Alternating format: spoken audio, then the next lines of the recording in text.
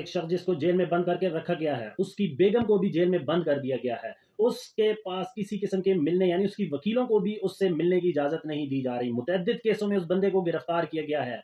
उसके पास मोबाइल तक की रसाई नहीं है, सोशल मीडिया की रसाई उस तक हासिल नहीं है। उसको सिर्फ़ एक चैनल जो कि पीटीवी पाकिस्तान नेशनल टीवी वो दिया गया कि देखिए देखा करें। उसके बावजूद वो शख्स जेल में बैठकर अवाम को मोबिलाइज़ करने में कामयाब हो रहा है। अवाम उसके साथ खड़ी है, यकजा है, उसकी पार्टी ताकतवर तरीन पार्टी है पाकिस्तान की।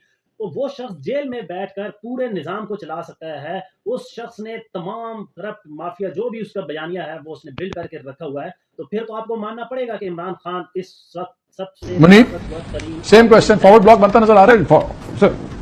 सर, जिन्होंने फॉरवर्ड ब्लॉक बनवाना है, देखिए अगर वो बनवाएंगे तो या जिस तरह बनाया जाएगा, अब उसमें इशू ये है कि जिन लोगों के बेस पे वो बनाया जाएगा वो फिर डिवोर्स हैं फ्रॉम पॉलिटिक्स। उनको फिर ऐसे ही है कि आगे जरूरत होगी सहारों की, बैसाखियों की, क्योंकि तरीके इंसाफ का जो अब आप ये देख लें ना, छोटी सी बात होती है तो उनका जो सोशल मीडिया है वो इतना हॉस्टाइल है टुवर्ड्स इट्स ओन लीडरशिप कि वो उनसे फैसले तब्दील करवा लेता है। तो लेट अलोन के लोग वफादारियां तब्दील करके फॉरवर्ड ब्लॉक बनाएंगे तो सियासी तौर पर तो वो फारग हो जाएंगे। फ्रैंकली उनको फिर आगे जरूरत पड़ेगी बैसाखियों की, क्रंचेस की, इंतखाबात जीतने के लिए। अगर कोई ये बेट लेने के लिए तैयार है तो फिर तो कर लेगा, अदरवाइज तो मेरे ख्याल में इन हालात में भी लोग 10 दफा सोचेंगे फॉरवर्ड ब्लॉक में आने के लिए।